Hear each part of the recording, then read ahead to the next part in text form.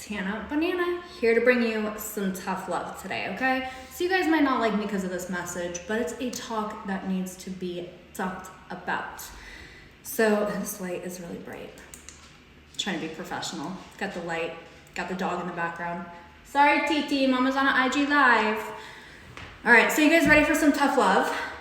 Yeah? Tap those hearts if you're ready for some tough love. If you want to accomplish your goals and you are ready for a tough talk, tap those hearts. Hi, Steffi. So, a lot of people think that health and fitness, the whole weight loss journey has been very easy for me, and it really hasn't.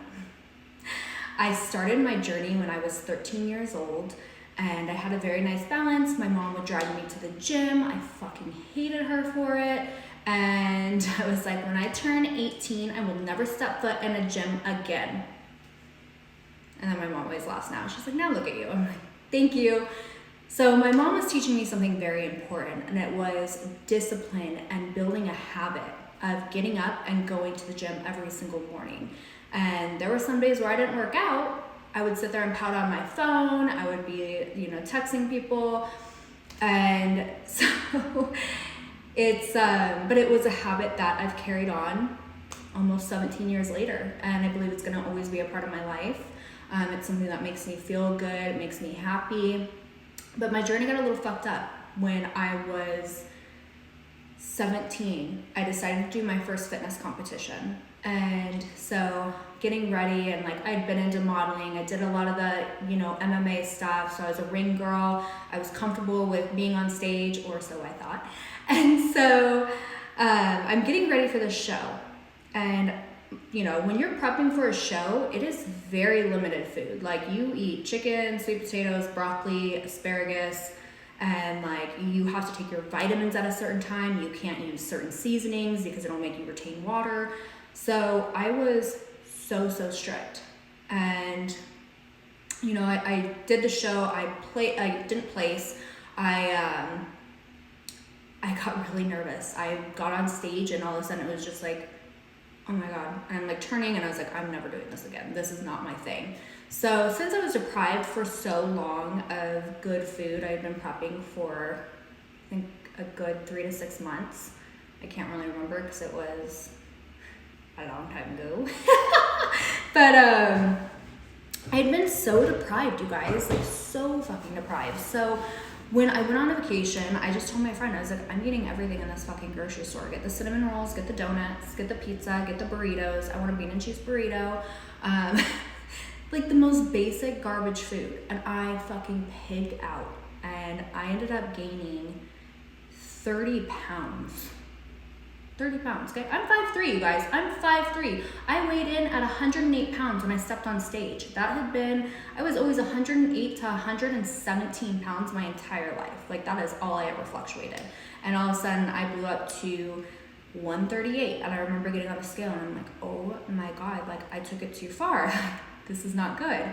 So I kept trying to get back on track, trying to get on track. And the only thing I knew was, when I wanted to get lean, I did this meal prep. So I started going back into the whole fitness competition mindset of I'm gonna eat oats and eggs for breakfast. I'm gonna eat my chicken. I'm gonna eat my salad. I'm gonna eat my spinach. And I would fall off after 2 or 3 days. And I would end up binging really bad. I'd honestly, at the time, I would go to Target and get they had these red velvet cakes, and then this, they had Ben & Jerry's at the time, and it was a New York cheesecake flavor. So good. And I would pig out on that stuff. And then I started drinking a lot of sangria because I wasn't happy with myself. I was pretty much drinking almost every single night. And so this went on for almost 5 years of just that constant cycle. I started dropping weight, and I was sitting at 130, and then I would get upset, and then I would gain 10 pounds again. And so it was just I felt fluffy. I didn't feel comfortable with myself. I ended up gaining even more weight, and I just felt so stuck. I felt so depressed. I stopped going out. I stopped talking to my friends. I would honestly sit on the couch, watch Nip Tuck, and eat my fucking ice cream. And then I would order Domino's and Chinese food, and it was just a mess. And I finally had my breaking point where I was like, I don't want to live my life like this anymore. I'm turning down dates. I don't wear a bikini, and I'm young. Like, I'm young, I'm pretty, I should be enjoying life, but I'm so miserable because I'm not comfortable with who I am. And it was in that moment where I'm like, this isn't happening for no reason. Like, this is all happening because of me. This is my fault. The reason I can't lose weight is because the story I tell in my head. I tell myself I have to do a strict diet. I have to go kill myself in the gym. I have to be miserable. I can't enjoy life. This is hard. So I had all those stories replaying in my head. Does anyone do that?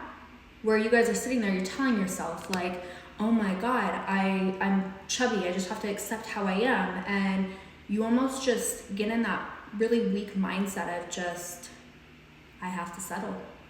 And I'm glad you overcome that. It's heartbreaking. Yes, thank you. I really appreciate that. And I want to share this message today because I want to help others get out of that place, because it's a shit place to be in, and your life, it's not fun. So I finally had that breakthrough of, it's happening because of me. So I need to change my mindset and realize anything is possible. Absolutely anything is possible.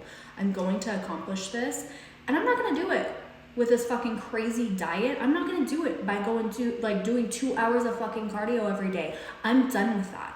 I'm going to find a healthy balance. I'm going to enjoy my wine, and I'm still going to eat my pizza, but I'm still going to make sure that I have healthier foods. And so once I switched my mindset about that and losing weight and finding what a beautiful blessing working out is, that's what I had to do. And so I talked myself into what a blessing this is. I'm so lucky. I'm ready to conquer the world, and I'm going to do it in a beautiful balance. And all of a sudden, the weight just started coming off. I stopped putting the pressure on myself, so my stress went down. We all know when we're stressed, cortisol raises. That's more belly fat, and I was not having that. So cut out the stress. So number one thing is cutting out your stress. Actually, it's going to be your mindset. So number one thing is going to be your mindset. But two, you want to work on that stress. Just release it. And don't put so much pressure on yourself. Like, you really do have to find a healthy balance, because you can't just go balls to the wall every time you want to drop weight, because you know what's going to happen. You're going to drop that weight and you're going to gain it back. If you actually want to maintain something, you have to find a balance. And you don't need to do more cardio. Honestly, I just see this comment, I need to do way more cardio. No, you don't. You actually need to find a healthy balance between resistance training and cardio. There's a huge benefit to both, but for some reason we are so brainwashed to believe if I want to lose weight, I have to kill myself on cardio. And that was my big resistance. Like, I don't fucking like cardio. I have really bad asthma. So me doing cardio takes a lot. So I just wouldn't want to go to the gym, or I'll go walk on the treadmill, and it was just, there was no passion or excitement in my actual workouts.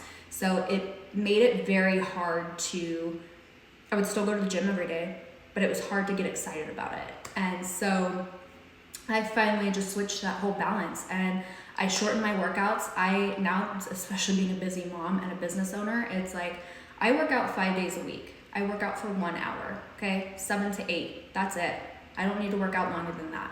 I find a healthy balance between weights and cardio. I am lifting a little bit heavier right now because this booty is still just driving me fucking nuts, okay? I don't know what it is with the pregnancy hormones, but it'll fuck with your booty, okay?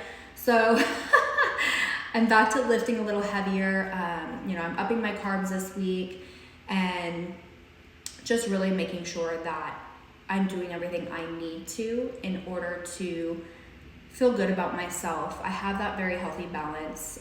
Last week, I ended up going a little overboard with the wine, which usually never happens. Like, I'm very disciplined in the fact that I usually will only drink Friday and Saturday. Like, that's it. And then last week, I don't know, the energy's just been so funky. I'm gonna blame the energy instead of taking responsibility. But I drank 5 nights in a row. And so yesterday I put my foot down. I was like, I should not be trashing my body like this. I'm not gonna beat myself up over that. But today I'm committed to detoxing, feeling better about myself, and putting myself back on track. And so that's exactly what I did, and it's so much easier than everyone always thinks. Like, had you as a trainer for 2 weeks, holy crap. So, I love you, Bree. So I love that comment. Holy crap, felt and looked so much better. I should have never stopped, starting again. So honestly, that's a huge thing is people, you know, they do so well, and when things are too complicated, we fall off. And so it's all about building those little habits every single day. You need to make sure that even if it's only 10 minutes, committing to that 10 minutes at an exact time with some type of activity, do it. Write it in your planner. You guys, I talked about planning yesterday. I just got this notebook. I went from this little small thing to this because I was like, I have so much more shit I want to accomplish. And so I write it all down and make sure of that. Because when you write things down, you're more likely to accomplish it. And so make sure you take an activity every single day. Just get in that habit.